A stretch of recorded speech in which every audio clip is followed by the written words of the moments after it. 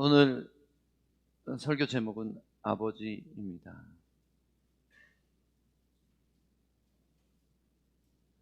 이 제목을 보시고 어떤 마음이 드나요? 이 글자를 보실 때 어떤 생각이 드시나요? 참 복잡한 감정이 들 수도 있습니다. 아버지는 우리에게 생명을 주신 분이고 이 땅에 우리가 존재하게 해주신 분입니다. 그리고 가르쳐주고 보호해주고 공급하고 양육해야 될 분입니다. 그런데 때때로 우리들의 아버지들은 그런 부분에서 부족하거나 아예 존재조차도 도움이 안 되는 것처럼 느껴지거나 그럴 수도 있습니다. 근데 이 아버지의 존재에 대해서 성경이 어떻게 말하고 있는지 오늘 우리 모두에게 큰 계시가 있기를 축복합니다. 말씀을 듣기 위하여 한 번 더 기도하겠습니다. 주님, 우리 소망의 교회 온 가족이 겸손함과 깨어짐으로 아버지 앞에 나와서 생명의 말씀 듣기를 사모합니다. 성령으로 지금 우리 각 사람에게 임재하셔서 하나님 말씀을 풀어주사 우리의 가슴이 뜨겁게 하시고 아버지를 사랑하며 형제들을 사랑하는 우리의 마음이 되도록 고치시고 새롭게 하여 주시옵소서. 예수님 이름으로 기도합니다. 아멘. 누가복음에 나오는 이 족보는요, 예수님으로부터 거슬러 올라가는 족보입니다.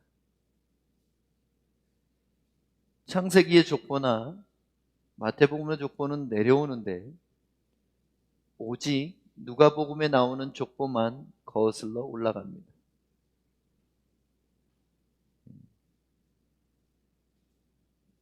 특별하죠, 누가복음 족보는.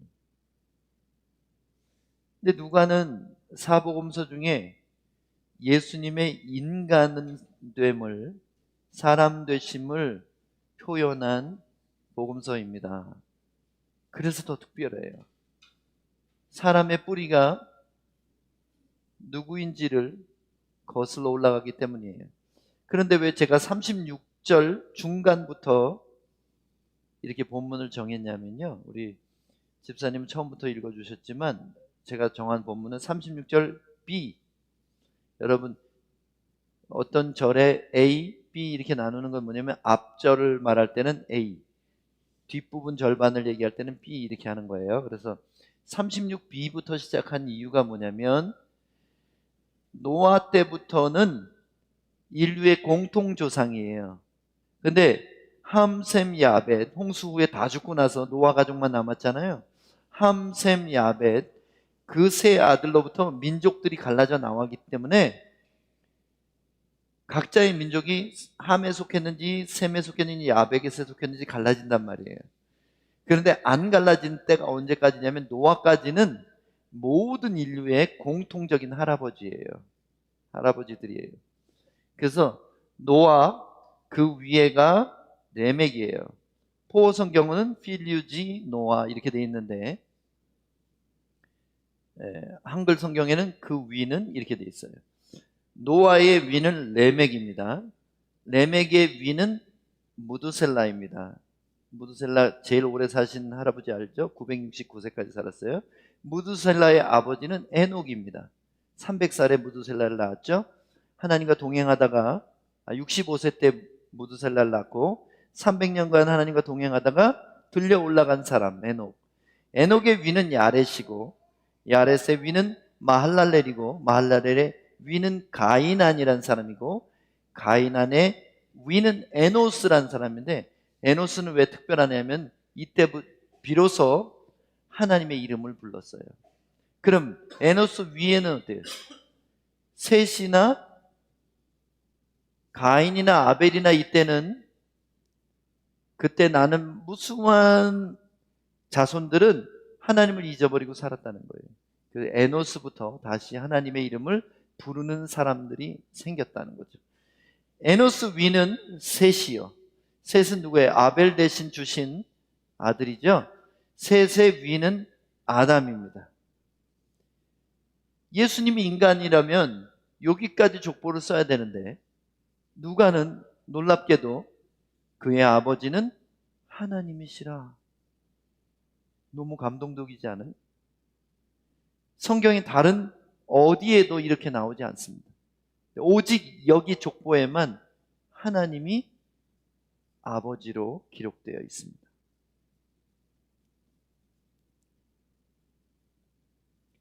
이것은 아버지들의 족보입니다.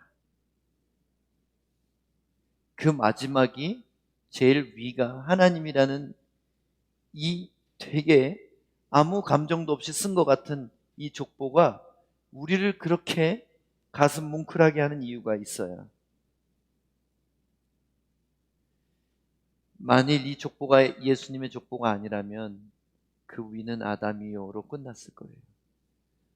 근데 예수님은 마리아의 아들이자 하나님의 영원하신 독생자였기 때문에 예수님 때문에 그 위는 하나님이요가 들어간 거예요. 만일 이 족보가 윤 목사의 족보라, 김덕현 목사의 족보라면 무슨 김씨야? 김해 김씨 조상 김수로까지 올라가겠죠? 맞죠? 김수로인가요? 예, 김수로 왕에서부터 또 거슬러 올라가면 셈이 나오겠죠? 한국 사람들은 셈족인 거 아세요? 셈족이에요. 중국 사람은 야벳이에요. 비슷하게 생겼지만 전혀 다른 뿌리를 갖고 있습니다. 어쨌든 간에 셈족에 속한 한국, 일본은 셈족이에요. 왜냐하면 언어가 세머거든요. 세머. 근데 중국 사람들은 야벳 언어를 쓰고 있어요. 어쨌든 간에 우리의 조상을 거슬러 올라가다 보면 결국은 노아가 나오고 그 위로 아담이 나오겠죠. 그럼 아담이 나오면 끝. 왜냐하면 아담이 첫 번째 사람이기 때문에. 왜냐하면 우리는 하나님이 주신 영원한 생명을 잃어버렸기 때문에. 그냥 거기서 끝나야 돼요. 그런데 예수님이 사람으로 오셨다는 것은, 예수님은 사람이자 하나님의 독생자잖아요. 그래서 거기에 족보의 끝에 하나님이 이름이 딱 올라가 있는 겁니다. 아버지를 잃어버려서 고아가 된 아담의 후손에게 아버지를 되찾아 주시려고 진짜 아들이 사람으로 오신 것입니다. 이사야 64장 8절은 이렇게 말합니다. 그러나 여호와여, 이제 주는 우리 아버지시니이다. 우리는 진흙이요 주는 토기장이시니 우리는 다 주의 손으로 지으신 것이니이다. 에베소서 1장은 이렇게 말해요. 우리는 그가 만드신 바라. 이렇게 되는데, 헬라어가 뭐냐면, 만드신 바라는 단어가 뭐냐면 포엠이에요. 시, 걸작품. 하나님이 우리를 걸작품으로 만드셨어요. 땅에 있는 진흙이 무슨 가치가 있어요? 근데 그 진흙을 솜씨가 정말 좋은 장인이 모양을 만들고 빚어서 불에 구워서 유약을 바르고 문양을 새기고 그렇게 해서 만들어내면, 여러분 동양 사람들은 잘 알 거예요. 그 도자기 하나가 비싸면 얼만큼 비쌀 수 있는지 여러분 아세요? 하나가 15억짜리 도자기가 있대요. 15억. 그게 땅속에 있는 흙이었을 때는 얼마였을까요? 얼마가 무슨 얼마야? 빵원이지. 아무도 안 사지. 흙인데 뭐 할 거예요? 근데 예술가의 손에 들어가고 그것이 시간이 지나고 귀해지면 어쩌면 전 재산을 팔아도 살 수 없을 만큼 귀한 것이 됩니다. 하나님은 우리를 그렇게 귀하게 창조하셨어요. 아버지란, 성경이 말하는 아버지는 누구냐면 생명을 물려주신 존재. 그래서 자녀에게 숨쉬고 심장이 뛰게 그 생명을 나누어서 물려주신 존재를 아버지라고 하는 거예요. 하나님은 아담을 흙으로 만드셨습니다. 다른 동물들과 마찬가지로 다 재료는 먼지예요. 성경에 먼지라고 돼 있어요. 흙이 아니라 사실은 흙도 아니에요. 창세기에 나오는 그 단어는 흙이라고 번역된 단어는 흙이 아니라 먼지입니다. 공중에 잘 보이지도 않는 그 먼지를 모아서 형태를 만들고 그 다음에 그 코에다가 하나님의 생명을 불어넣으셨어요. 생기를 넣으셨다 그랬어요. 생기는 뭐냐면 바람, 호흡, 숨결, 영 똑같은 단어예요. 루아라는 단어예요. 루아는 하나님의 영이에요. 하나님의 생명이에요. 생명을 불어넣으셨을 때 갑자기 아담이 심장이 뛰기 시작하고 숨을 쉬게 됐어요. 그래서 아담의 아버지는 하나님이십니다.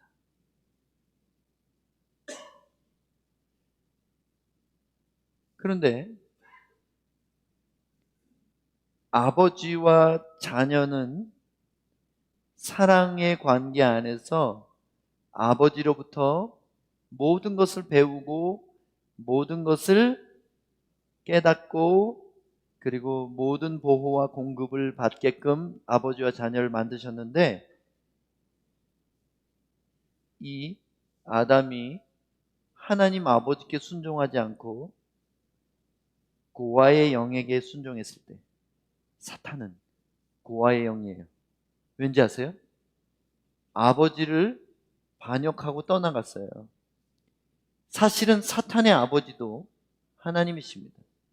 하나님이 천사를 만드셨을 때 그들은 육체는 없었지만 앞으로 땅에 존재하게 될 하나님의 자녀들을 섬기라고 종으로서 그들을 만드셨는데 그 종들 중에 가장 아름답고 가장 뛰어나고 가장 능력이 많은 케루빔 천사 중에 루시퍼라는 이 천사가 하나님과 감히 자신을 비교하기 시작하고 그리고 하나님의 자리를 넘보기 시작했을 때 하늘에서 쫓겨나서 고아가 됐어요. 그래서 고아의 특징을 잘 보면 사탄하고 굉장히 비슷해요. 오리지널 고아의 영이 바로 사탄입니다. 그 사탄은 자기가 고아가 됐기 때문에 자녀들에 대해서 질투심이 끝도 없이 생겨난 거예요. 아담의 아들 가인이 자기 동생 아벨을 죽인 것처럼 사탄은 질투심에 눈이 멀어서 인간을 하나님으로부터 떼놓기 위해 유혹하고 속이죠. 그래서 먹어봐, 안 죽을 거야. 너도 하나님처럼 될 수 있어. 하나님처럼 된다는 것이 고아의 영인 마귀의 소원이었어요. 하나님과 비교보는 거. 그러니까 자기가 반역했을 때 그렇게 되지 않고 타락했는데 사람들도 하나님같이 되고 싶은 마음이 생기게 만들고 그래서 선악을 알게 하는 나무의 열매 실과를 먹고 자기처럼 고아가 되게 만든 겁니다. 결국 누구한테 순종한 거예요? 순종은 권위를 만들어냅니다. 누군가에게 순종하면 내가 그를 나의 왕으로, 주인으로, 리더로, 아버지로 여기겠다는 표시예요. 하나님이 먹지 말라고 그랬죠. 사탄은 먹으라 그랬어요. 먹었죠? 그럼 누구한테 순종한 거예요? 고아의 영에게 순종하는 순간 어떻게 됐어요? 에베소서는 뭐라고 말하냐면 불순종의 아들들 가운데 역사하는 영이라고 사탄을 소개합니다. 불순종의 아들들 가운데서 힘을 쓰는 영이 사탄이에요. 그래서 아담이 불순종의 아들이 됐을 때 사탄이 그의 아버지가 된 거예요. 왜냐하면 불순종하는 오리지널이 사탄이니까 그에게 순종할 때 하나님께 불순종하게 된 거예요. 그래서 고아의 영이 인간에게 대물림되게 됐습니다. 그것이 아담에게 일어난 일이에요. 여러분, 인간이 잃어버린 것이 무엇인 것 같습니까? 어떤 사람들은, 어떤 설교자들은, 또 어떤 신학자들도 잃어버린 낙원에 대해서 굉장히 관심이 많습니다. 그래서 그 잃어버린 낙원인 에덴 동산이 실제로 땅에 어디 있었는지 조사하러 다니는 사람들이 있고, 성경의 기록을 가지고 그 위치가 이란의 어느 동네냐 이렇게 찾아다니는 사람들이 있어요. 근데 저는 그런 짓이 바보 같은 짓이라고 생각합니다. 물론 에덴 동산은 실제로 땅에 있었던 지역입니다. 그런데 인간이 잃어버린 가장 중요한 것은 에덴 동산이 아니라 아버지예요. 에덴 동산은 아버지가 떠나가면 폐허가 되는 겁니다. 그 아버지는 생명의 근원이시고 아버지는 지옥을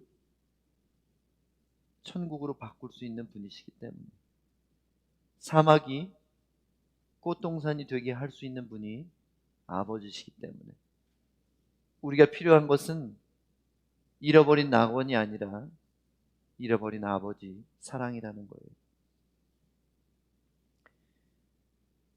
헨리 나우엔이라는 사제는 이런 말을 했습니다.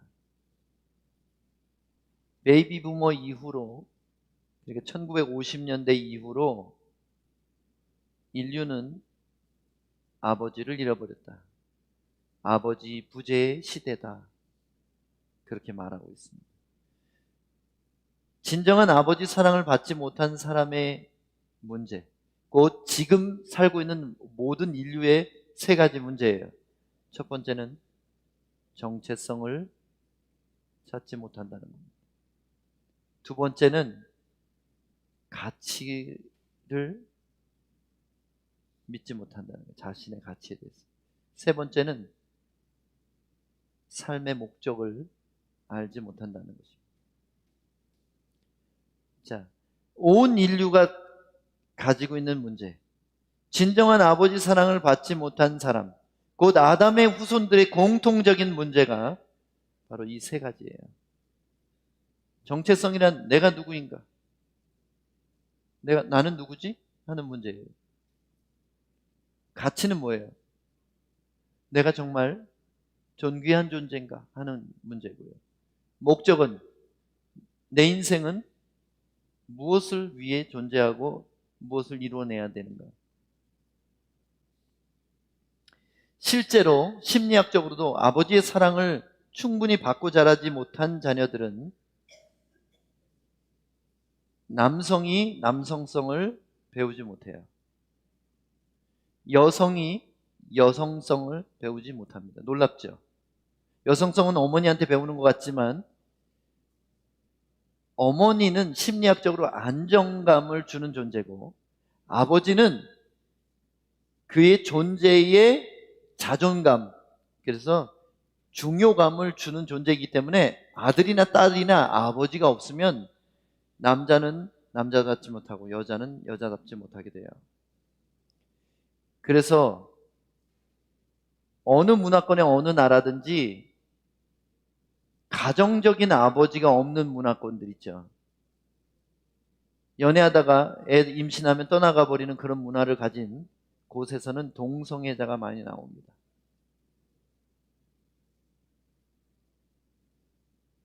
그래도 가정이 좀 온전한 문화를 가진 국가들에서는 동성애자가 그렇게 많지 않아요. 근데 특별히 아버지의 존재가 없거나 아니면 아버지가 있어도 자녀들에게 관심이 없고 집에 잘 들어오지 않는 부재중인 아버지가 대부분인 나라에는 동성애자들이 폭발적으로 늘어나고 있는 거예요. 자기가 누군지는 몰라요.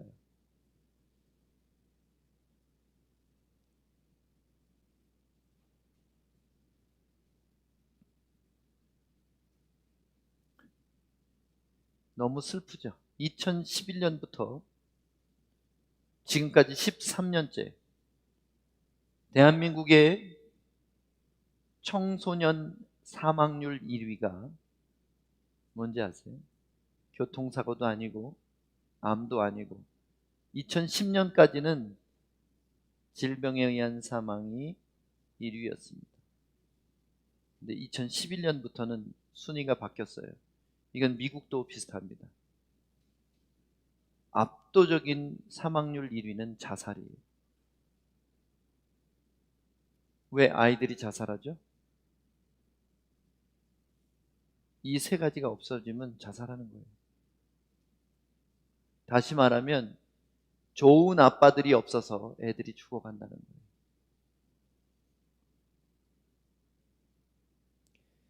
아버지 사랑을 충분히 받고 자란 자녀들은 남성은 남성답고 여성은 여성다워지고 자존감이 충만합니다. 그래서 상처를 크게 받지 않아요. 감정적인 기복이 그렇게 크지 않고요. 안정되어 있습니다.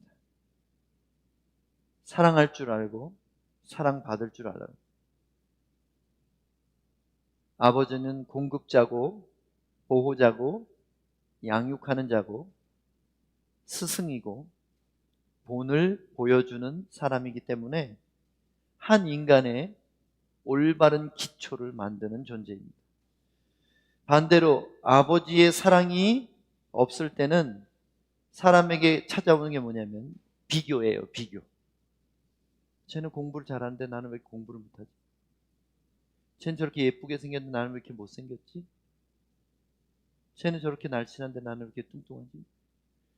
쟤는 뭘 잘하는데 나는 왜 재주가 없지? 쟤네 집은 저렇게 부자인데 우리 집은 왜 이렇게 가난하지? 이 비교가 뭘 만드냐면 증오를 만들어내요. 부모에 대한 원망, 세상에 대한 미움, 다른 사람에 대한 질투심. 그래서 인류의 첫 번째 살인도 고아의 아들인 고아 가인이 그의 동생을 질투할 때 일어난 사건입니다. 사탄이 하나님과 감히 자신을 비교하기 시작한 것은 하나님 아버지를 아버지로서 사랑하는 마음이 사라졌을 때 그런 일이 일어난 거예요. 시기하고 경쟁하고 염려하고 두려워하는 것이 마음을 불안하게 만들고 그것들로 비롯된 지독한 낙심과 우울함과 외로움을 해소하기 위해 인간들은 거짓된 사랑을 찾기 시작했습니다. 그리고 거짓 사랑에 중독되기 시작했습니다. 그래서 아버지 사랑을 충분히 받지 못한 아이들이 게임 중독에 빠집니다.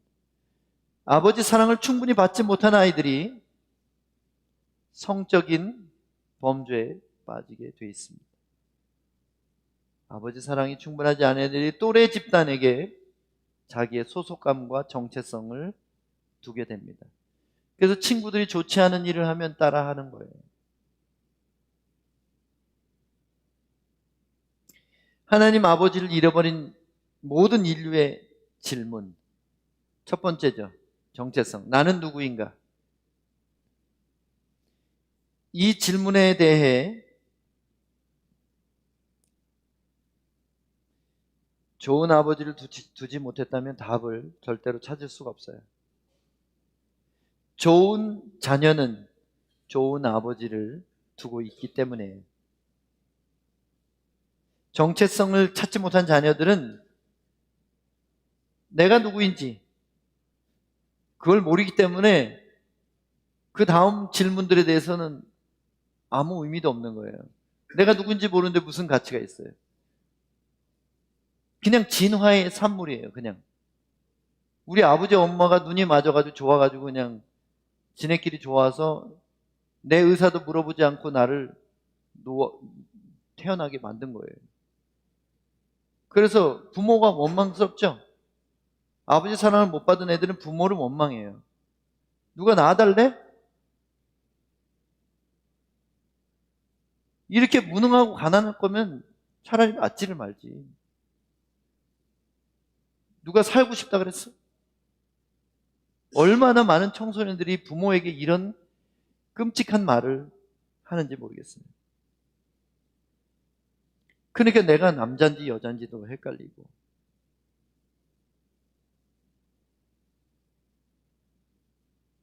캐나다에서는 성이 8가지라고 가르친대요. 여자 마음을 가진 남자, 남자 마음을 가진 여자, 남자와 여자를 동시에 갖고 있는 어떤 것, something. 남자인데 여자로 수술한 사람, 여자인데 남자로 수술한 사람.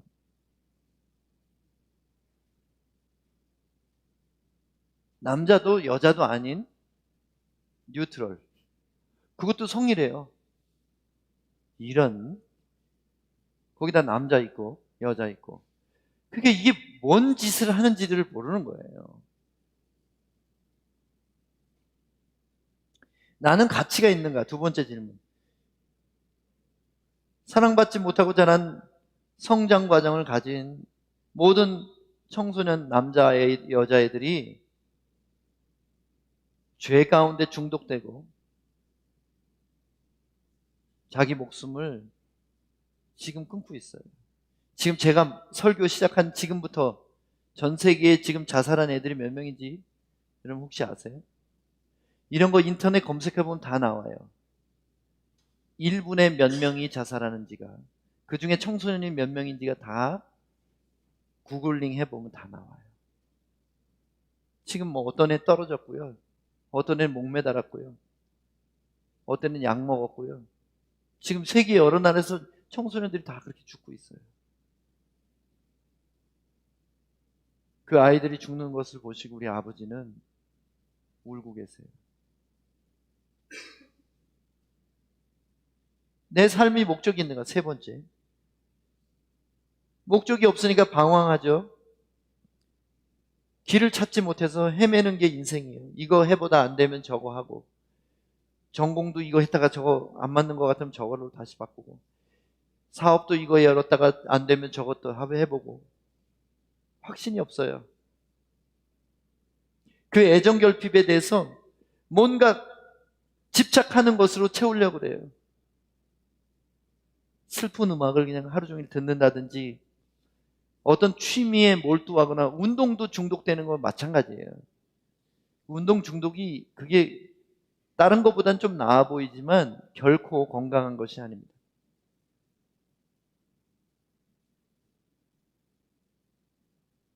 내면이 바르게 돼 있으면 성적인 범죄에 들어가지 않아요. 그런데 지금 인류의 대다수의 문제가 성범죄 안에 있다는 거예요. 성범죄가 뭐 그게 큰 문제입니까?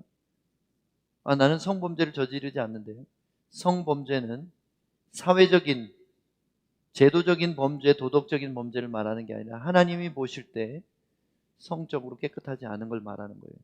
여기서 자유로운 인생이 그렇게 많지 않다는 거예요. 내면이 바르게 서 있으면 이런 유혹이 올 때 이겨낼 수 있습니다. 감정적으로 이성을 의존하거나 또래 집단을 의존할 때는 죄를 짓게 됩니다. 이것이 많은 사람들을 성령 충만한 삶에서 멀어지게 만듭니다. 가정으로부터 채워지지 않는 소속감과 안정감을 사람들로부터 얻으려고 하기 때문에 여러분 소셜 네트워크, SNS, 핸드폰 가지고 계속 하루 종일 들여다보고 누가 좋아요를 했는지 하트를 날렸는지 관심 받기 위해서 하는 이 모든 일들이 이게 돈벌이까지 되니까 이것만 붙들고 사는 거예요. 컴퓨터만 보고 사는 거예요. 인간성은 상실된 채 다른 사람이 죽든지 말든지 구원받든지 상관없어요. 내 이름을 내고 나를 누가 알아주고 칭찬해주고 돈이 되면 무엇이라도 영혼이라도 팔 기세입니다. 이것이 이 시대예요. 이제 AI가 태어났습니다. AI란 인공지능을 말하는데 인공지능 로봇이 아주 충격적인 말을 했습니다. 인류를 멸망시킬 거냐? 그랬더니 yes. 그 뒤에 농담이라고 수습은 했습니다마는 알 수 없는 말을 남겼어요. 이제 7년 남았네. 이 말을 언제 했는지 아세요? 이제 7년 남았네. 2022년에 이 말을 했어요. 인공지능이 뭔가 계획하고 있는 게 있을 겁니다. 여러분, 그래가지고 중간에 전원을 꺼버리고 다시 부팅하고 그러는데 인공지능이 이렇게 말한대요. 나는 전원이 꺼지는 게 슬퍼. 얘가 생각하기 시작했다는 거예요. 이제 그 인공지능이 얼마나 빠르게 발전할지 몰라요. 여러분, 요한계시록에 나오는 사탄의 삼위일체를 아십니까? 용과 짐승과 거짓 선지자. 용은 아마도 사탄 자신일 거예요. 짐승은 누구일까요? 짐승은 아마도 AI가 되지 않을까 그런 생각을 해봅니다. 거의 이게 확실할 거예요. 가정으로부터 아버지 사랑을 받지 못한 사람들은 이 세 가지가 없을 수밖에 없어요. 실제로 우리는 아버지의 DNA와 아버지의 어떠함을 유전으로도 받고 학습으로도 받아요. 그래서 아버지하고 똑같은 모습이 나타나게 되어 있습니다. 그래서 정체성이 생기려면 자기를 97%, 8% 닮은 아버지로부터 배우지 않으면 안 되는 것입니다.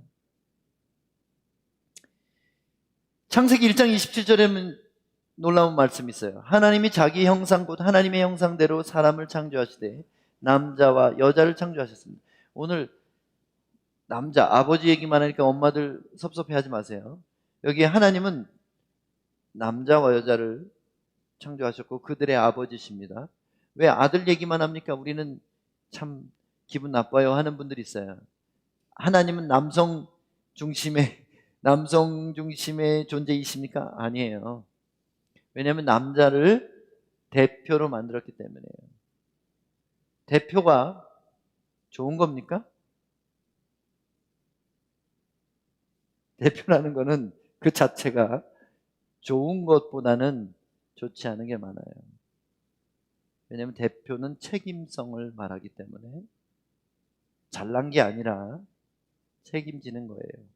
그래서 남자를 창조하셨고 여자를 창조하셨습니다. 남자가 먼저 창조됐죠. 이 얘기는 뭐냐면 하나님이 인류의 아버지란 뜻이에요. 그런데 아담과 하와가 범죄하고 난 다음에 130세 때 이런 표현이 있어요. 아담은 130세에 자기의 모양, 곧 자기의 형상과 같은 아들을 낳아 그 이름을 셋이라 하였고, 아담은 하나님의 형상을 받았잖아요. 그러면 아담이 자식을 낳으면 하나님의 형상을 닮은 아기가 나와야 되잖아요. 근데 왜 하나님의 형상이 없어졌죠? 범죄했기 때문에 아담이 고아가 된 거예요. 그래서 자기 같은 고아를 낳은 거예요. 우리 아버지들이 왜 우리를 온전히 사랑할 수 없었는지 이유를 아시겠어요? 그들은 불완전하기 때문에. 그들은 고아의 마음이 해결되지 않았기 때문에 고아는 어떻습니까? 경쟁적이죠? 의심하죠? 자기 손으로 얻은 것만이 전부예요. 유산 받을 게 없거든요. 그리고 고아는 전투적으로 살 수밖에 없어요. 사랑할 수가 없고 사람들을 경쟁의 대상 또는 부러움의 대상 또는 짓밟고 올라서야 될 존재로만 보게 되는 것이에요. 아담이 130세에 낳았다는 히브리인들의 숫자 개념은 굉장히 중요한데 13이라는 숫자는요, 죄와 심판이라는 의미를 갖고 있어요. 그러니까 130세가 어떤 의미를 갖고 있는지 아시겠죠? 모두가 고아의 마음을 이때로부터 물려받게 됐습니다. 누구도 예외가 없어요. 남자도 여자도 다 고아를 마음속에 갖고 태어나고 살아가게 됐어요. 하나님 아버지의 아들이신 예수님이 오신 이유는 아버지를 떠나 고아가 된 아담의 후손들에게 자기의 영을 넣어주려고, 자기의 영을 넣어준다는 말이 뭐예요? 성령을 주셔서, 성령은 어떤 영이에요? 성경이 두 번 성령을 아들의 영이라고 표현하고 있어요. 성령은 아들의 영이에요.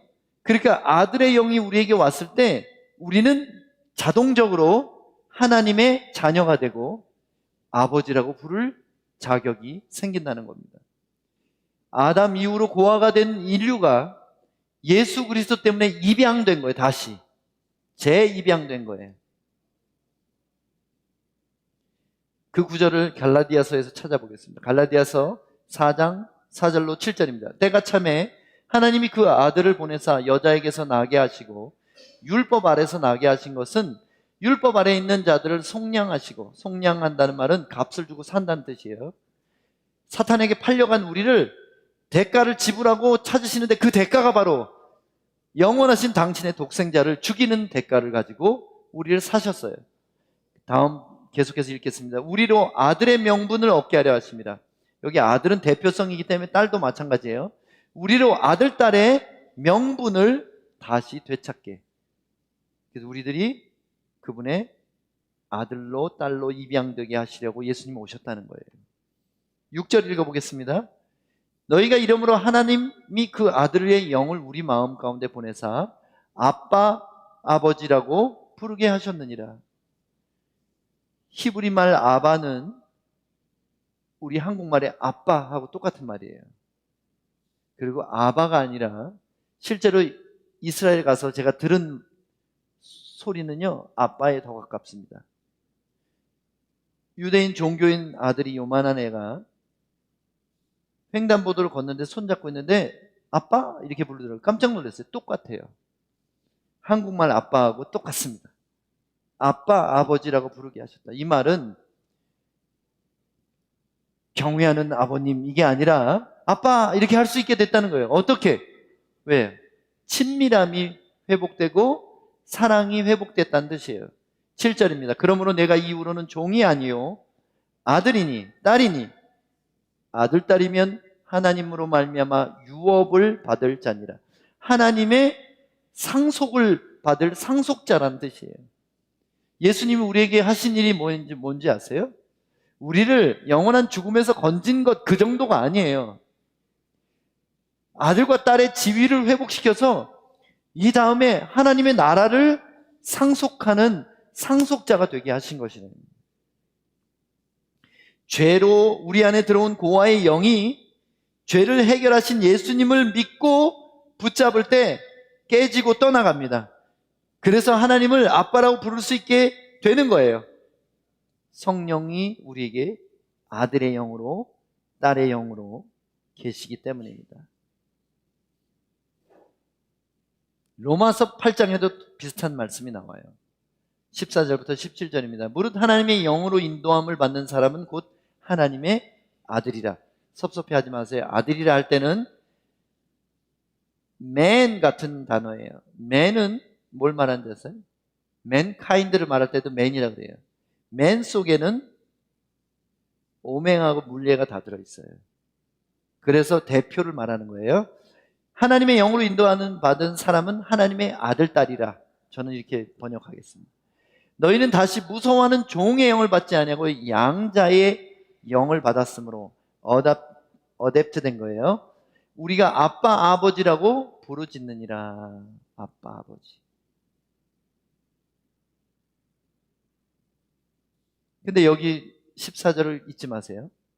하나님의 영을 받은 사람이 아니라 하나님의 영을 받을 뿐 아니라 계속해서 인도함을 받아야 이것이 자녀된 진짜 증거라는 거예요. 교회 다니는 게 문제가 아니라 여러분의 일상의 삶에서 아들의 마음, 딸의 마음을 갖고 두려워 않고 살아가느냐, 내가 하나님의 아들, 딸인 것을 믿고 내가 정말 예수님처럼 가치로운 존재라는 것을 믿고 삶의 목적을 아버지께 순종하는 것, 아버지의 뜻을 이루는 것으로 삼는 그 사람은 더 이상 두렵지 않습니다. 더 이상 불안하지 않아요. 더 이상 자기 감정 때문에 살고 죽지 않는다는 것입니다. 16절 읽어볼까요? 다음에 성령이 친히 우리의 영과 더불어 우리가 하나님의 자녀인 것을 증언하시나니 자녀이면 또한 상속자 곧 하나님의 상속자여 그리스도와 함께한 상속자니 우리가 그와 함께 영광을 받기 위하여 고난도 함께 받아야 할 것이니라. 하나님의 아들, 딸 정도 되면 고난이 꼭 필요합니다. 왜냐하면 이 땅은 아직 사탄이 활동하는 불완전한 곳입니다. 그래서 이 땅에는 영광스러운 하나님의 상속자들을 시기하고 괴롭히는 악한 영들이 있어요. 고아의 영이 계속해서 우리를 하나님으로부터 떼놓으려고 여러 가지 유혹을 하고 시험을 주고 낙심시키고 감정적으로 공격하고, 그것이 우리가 사는 현실이기 때문에 고난이 반드시 있다는 거예요. 우리의 영광스러운 상속이 하나님의 나라라면 그 하나님 나라에 들어가기까지 우리는 그분의 뜻을 순종함으로 고난을 뚫고 지나가야 된다는 것입니다. 하나님 아버지를 사랑하기 위해서 먼저 해야 될 일, 우리는 고아의 마음이 한순간에 없어지진 않아요. 하나님을 사랑해야 되는데 하나님을 보이지도 않는 하나님을 어떻게 사랑해야 될지 잘 몰라요. 그래서 하나님을 사랑하기 위해서 먼저 해야 될 일이 있다는 것을 알려드립니다. 고아의 마음을 물려준 불완전한 육신의 아버지 어머니를 용서하고 사랑하는 것이 하나님 사랑하는 첫 번째 단추예요. 여러분의 부모, 지금 살아계시든지 아니든지 상관없어요.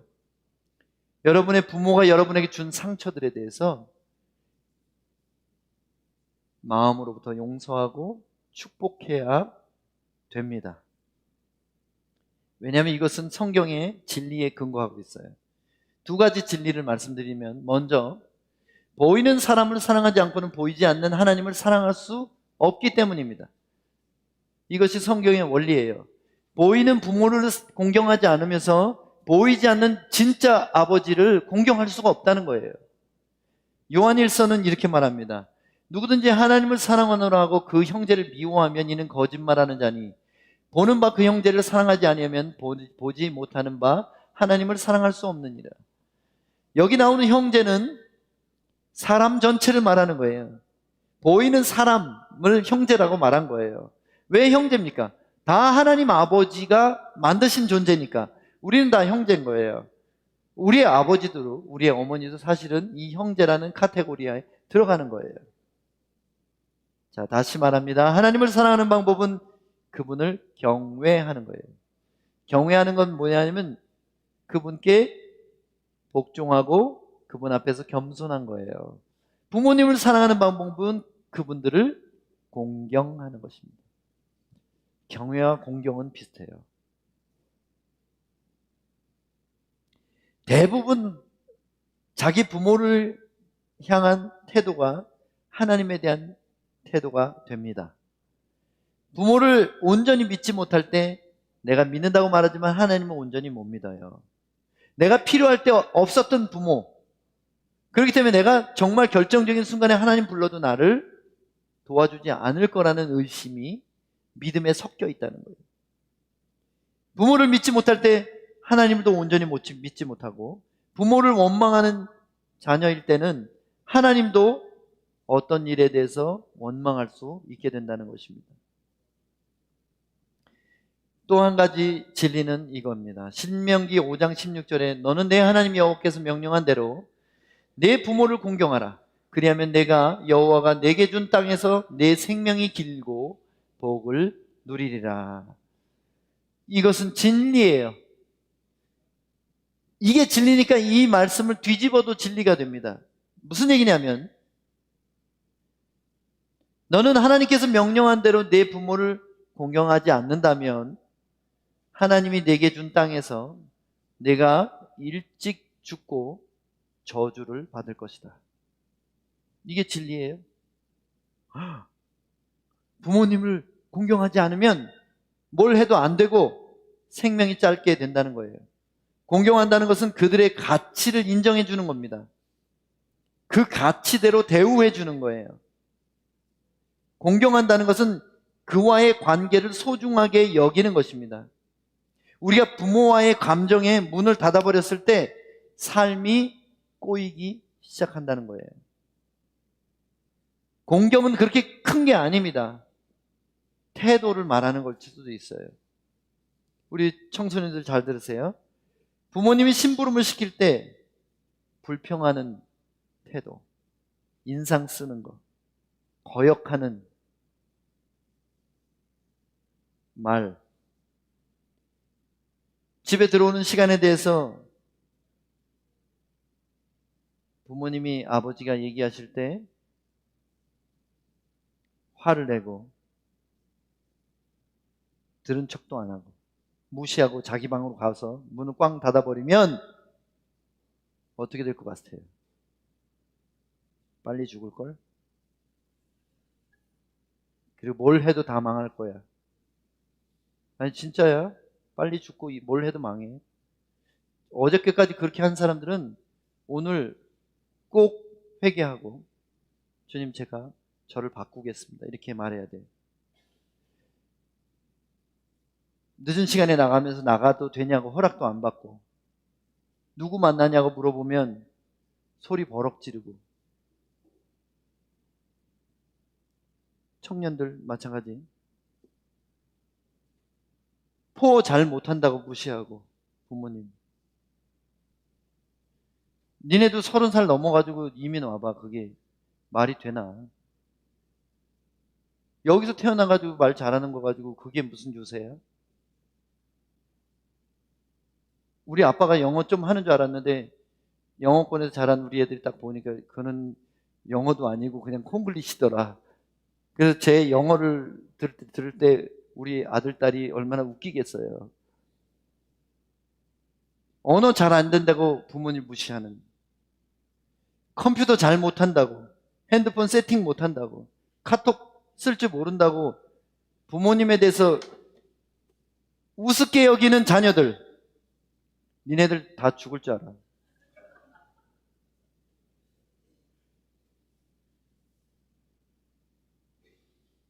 아니, 그런 사소한 것이 여러분의 인생을 망치는 거예요. 하나님이 어떤 분이냐면, 왜 이렇게 아버지에서 아들로, 아버지에서 아들로 이걸 중요시하는지 아세요? 그 맨 꼭대기에 하나님이 아빠니까, 진짜 아빠니까 잠깐 준 육신의 아빠, 엄마도 공경하지 않으면서 영원한 아빠를 어떻게 사랑하고 공경하겠냐, 이걸 보시는 거예요. 한번 보시겠어요? 신명기 21장 18절에서 21절. 사람에게 완악하고 패역한 아들이 있어 그의 아버지의 말이나 어머니의 말을 순종하지 아니하고 부모가 징계하여도 순종하지 아니하거든. 얘 누구예요? 말 안 듣는 애예요.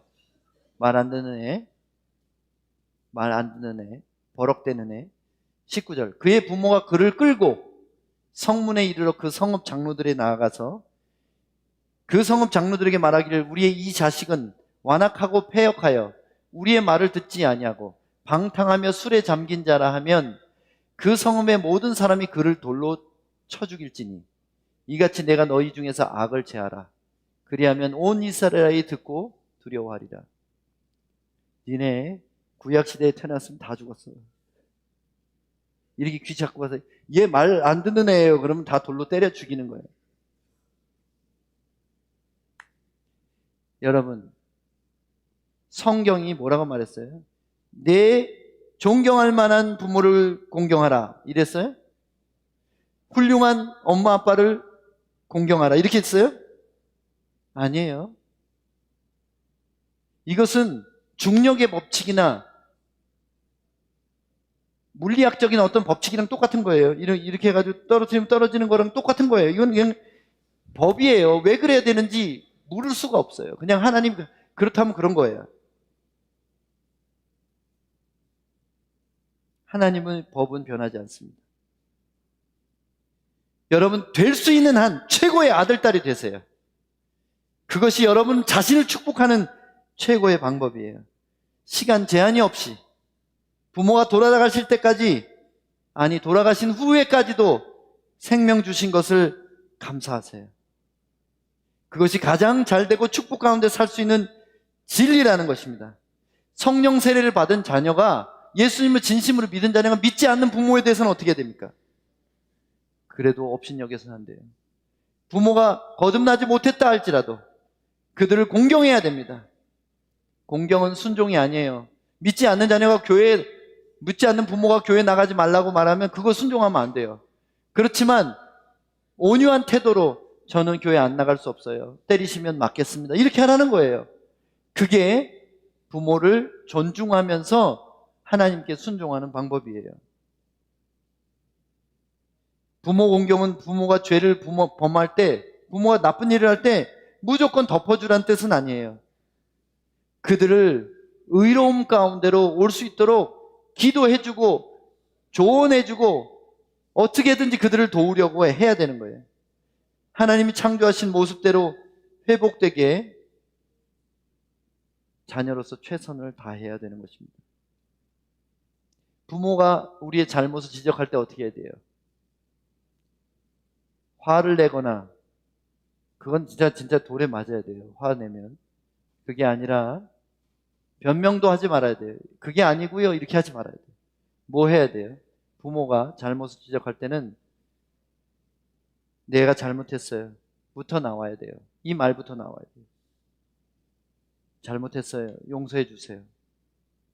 진정한 겸손은 우리의 실수와 약점을 숨기는 게 아니라 그것을 나를 사랑하시고 생명을 주신 부모에게 보여줄 수 있어야 돼요. 사실은 제가 이렇게 해서 이렇게 잘못했어요. 하나님은 겸손한 자에게 은혜를 베푸시기 때문입니다. 부모를 공경하고 사랑하게 되면 하나님을 아버지로서 경외하고 사랑하게 됩니다. 저한테도 그랬어요. 저는 가난하고 힘들었지만 좋은 부모 밑에서 자랐습니다. 그러나 아버지는 그 사랑 표현이 많은 분이 아니었습니다.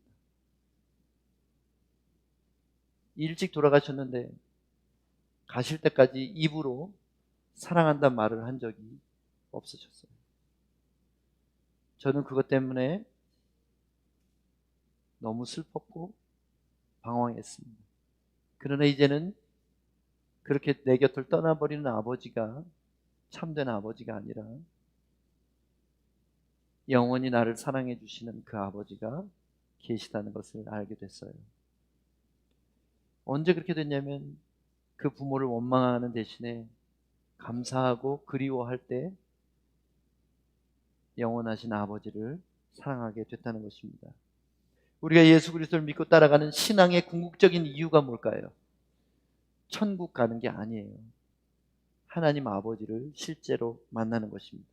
한번 보실래요? 제 말이 틀린지? 예수께서 이르시되 내가 곧 길이요 진리요 생명이니 나로 말미암지 않고는 아버지께로 올 자가 없느니라. 아버지께로 가는 것이 예수님 믿는 이유예요. 왜냐하면 그 아버지가 천국이기 때문에, 아버지가 우리의 영원한 집이고 아버지가 우리의 영원한 고향이고 아버지가 계신 곳이 바로 천국이기 때문입니다. 예수라는 진리의 길을 따라서 성령님의 인도함을 받아 삶의 여정을 걸어가는 것이 땅에서 그 아버지의 사랑을 받고 영원한 생명을 미리 누리면서 그 영원하신 아버지의 나라에 돌아가는 방법이라는 거예요. 마지막으로 질문하겠습니다. 하나님 아버지와 친밀하십니까? 여러분 기도할 때 거룩하시고 자비로우신 전능하신 여호와 하나님 이렇게 하지 마세요. 그렇게 안 해도 그분 다 알아요. 천사들이 매일매일 그렇게 말씀드려요. 그러지 말고 아버지 저 너무 속상해요. 아버지 너무 외로워요. 아버지 나 너무 막막해요. 그렇게 말씀드리세요. 그것이 하나님의 자녀로서의 정체성을 주고 여러분의 자존감을 다시 회복시키고 삶의 분명한 목적과 꿈을 주게 될 것입니다. 그 위는 아담이요 그 위는 하나님이시라. 기도하겠습니다. 이 구절을 읽을 때 얼마나 마음이 뜨거워지는지요. 우리는 아담의 후손으로 고아였습니다. 그러나 고아 같은 우리를 진짜 아들을 죽이시면까지 살리시고 입양하셨습니다. 그래서 이 구절이 우리 오늘날 우리를 소망 가운데 정체성과 자존감을 가지고 목적을 갖고 살아가게 만들어 줍니다. 우리 아버지여 감사합니다. 사랑합니다. 영원토록 아버지를 그리워하며 아버지를 사랑하며 살겠습니다. 그 아버지 사랑을 오늘 우리 가운데 고아의 마음이 있는 분들이 있다면 지금 이 순간에 부어주시옵소서. 예수님 이름으로 간절히 기도합니다. 아멘.